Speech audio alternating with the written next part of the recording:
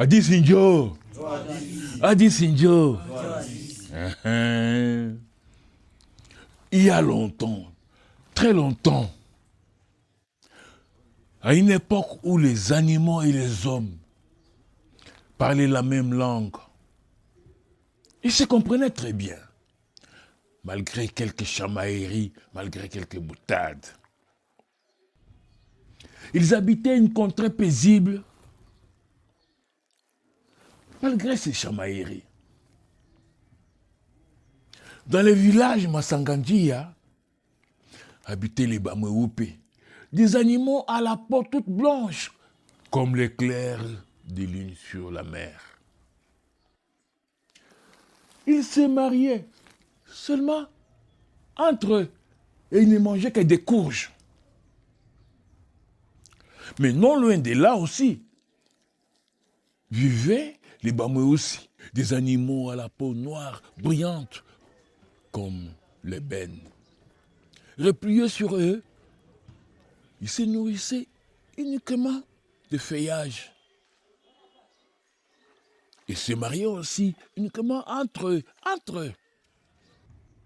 Chacun était fier de la couleur de sa peau et refusait tout mélange. Adi Sinjo. Un bonjour. Sungura les lapins, il fut, et le ventre creux, les oreilles tombantes. Il marcha, il fureta et s'infiltra dans le champ de courges. Il s'est mis à croquer les courges et les restes, il emporta pour nourrir ses petits. Le lendemain, les Bamewupe se rendirent sur les lieux et découvrirent leurs champs vides. Et ils s'écrièrent: ah ah, ça sent la pâte fripouille par ici. Qui a grignoté nos courges juteuses? Qui? Suivons les traces. Que celui qui a les pattes sales se prépare à sentir l'odeur de nos bâtons. Aussitôt dit, aussitôt fait. Ils suivirent les empreintes jusqu'à la demeure de Sungura les lapins. Adi Sinjo. Les lapins les ayant aperçus de loin. Il s'écria: Carotte, Pemiso, ce n'est pas moi, hein? Ce n'est pas moi qui ai croqué vos courges juteuses. Je les jure sur mes moustaches. Ce sont les Bamewusi. Aussitôt dit, aussitôt fait. Emportés par la colère, les Bamewupe saisirent leurs bâtons et foncèrent chez les Bamewusi. Mais voici qu'un corbeau qui survolait les arbres les aperçut de loin et il partit avertir les Bamewusi. Roi. Et les Bamewusi se préparèrent, les crocs serrés et les pattes battant le sol. Ils se dirent: qu'ils viennent, ils vont nous sentir. La bataille éclatant. Et il y avait des grognements. Nous ne voulons pas des rongères comme voisins. Et de l'autre côté, on ne partage pas la forêt avec des menteurs, des langues fourchies. Ils mentent plus qu'ils ne mâchent. La bataille fut sanglante.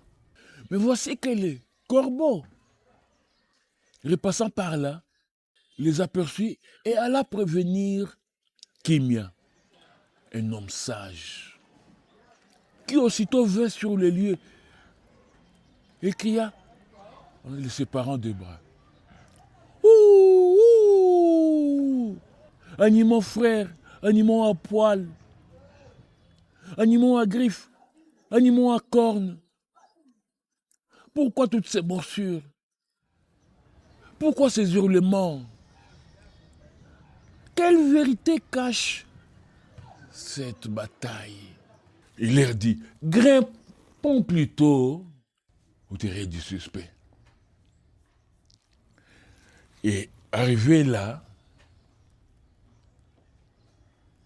ils trouvèrent des gourges entassées dans les greniers de lapin Songora.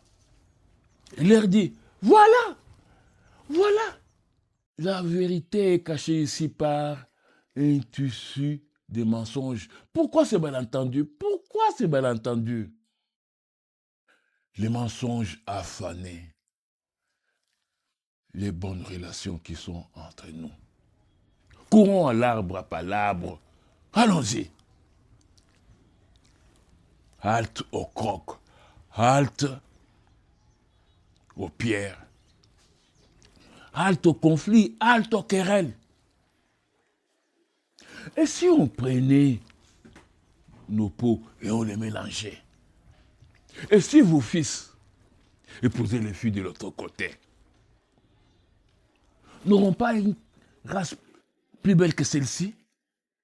Les deux chefs dirent, ah oui, ah oui, c'est vrai, nous pouvons essayer cela. Et de cet il n'y en a qui un animal nouveau, rayé de blanc et de noir, souple comme le vent, paisible comme la rivière. Les zèbres, plus beaux que tous les animaux. Adi Sinjo, qui a déjà vu les zèbres? Hein? N'est-ce pas que sa peau a des rayures blanches et des rayures noires? C'est pour dire ceci. Le métissage est une richesse. La tolérance est une richesse sans prix. La tolérance, les vivre ensemble sont des richesses sans prix. Sans prix. Adi Sinjo?